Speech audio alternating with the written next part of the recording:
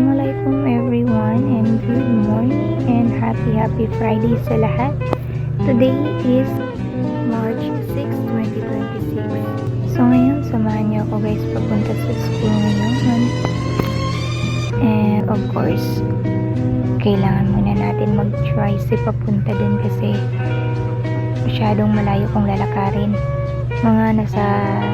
Siguro mga after 7 minutes sa school na tayo. So pagkarating ko dun guys, actually walang pang suklitong manong driver kaya nagpa-change muna ako ng pera. So ayun, actually this time tapos ko na pa-change yung pera at naglay ko sa manong driver. Then yes, punta na tayo ngayon sa school. As you can see, yan yung campus namin. Campus ng department namin.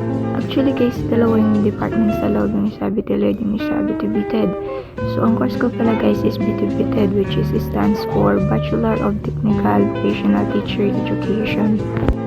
Ayan, actually wala pa yung teacher namin. Nagtanong ako dun sa isa sa klase ko, which is nandun siya nakaupo sa kabilang mesa. Ayan. So since wala pa yung teacher, tinapos ko muna yung reflective journal na pinagawa sa amin sa isa sa instructor namin guys, kasi every meeting sa kanya, which is after the meeting, sa time niya sinusulat namin yung mga natutunan namin or mga feelings namin during ng time niya. So lahat ng mga natutunan namin during time niya, sinusulat namin yung lahat.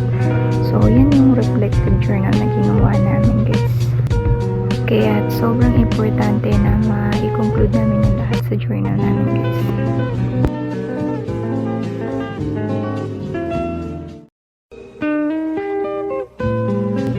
So ayan, tapos na rin ako. Then let's go, ipapasa na natin to.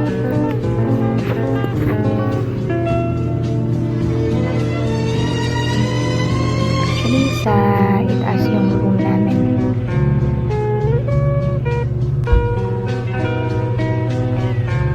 Iba kasi yung department sa baba, tsaka dito BTVTED, sa baba BTLED. So punta tayo sa office ni ma'am, which is yung isa sa instructor namin na nagpagawa nito, reflective journal. So here na tayo guys. Ipasa ko na rin, labas na tayo. Wala kasing instructor dito sa loob, walang teacher ni isa. So ayun.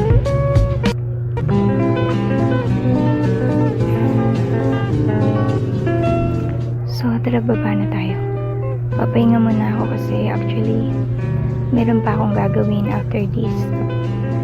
After the break time, may isusulat pa akong isang lectures na hindi ko natapos kasi ipapasok ko din ngayong araw. So as you can see, nakikita niyo yung rest house na yun. Diyan tayo magpapahinga. So ito pala yung campus namin guys. Ayan, ang lawak no. Actually may isang building pa dyan na hindi pa natapos. Hindi ko alam kung anong ipapatayo nila dyan. Let's see na lang.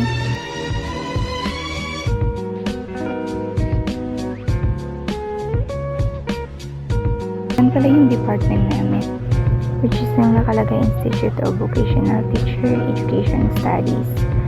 So after that, dito na tayo sa rest house kung saan magpapahinga tayo ng mga ilang oras lang. After ko nagpahinga guys, kinontinue ko na yung lectures ko kung saan hindi ko po natapos kasi need na ipapasa ngayon. Napaka-seryoso pala talaga ng mukha kapag nagsusulat ako guys. So ganyan pala talaga yung mukha kapag wala akong imik no. Ay nako, tama nga talaga yung mga sinasabi nila, mukha nga talaga akong Margita. Pero I just want to clarify guys, ganyan lang talaga yung tsura ko guys. Pero sa totoo lang, mabait naman talaga ako eh. Kapag pinapansin ako, syempre namamansin din ako. Actually nga, kapag nakaharap ako sa mga taong kakilala ko man or hindi, nag-i-smile ako niyan. Ang ano lang nung kapag nag-iisa ako or wala akong kinakausap or may ginagawa ko, ganyan yung magiging itsura ko guys. Kaya pasensyahan nyo na kung mukha akong Mardita guys. Ganyan lang talaga itsura ko. So hanggang dito lang guys, hindi ko na pinakita yung videos doon sa loob ng classroom namin, which is dumating na yung teacher namin kasi baka magalit yung teacher namin na nagre-record ako sa class niya. So actually ito din kasi yung first time ko na mag-take ng videos.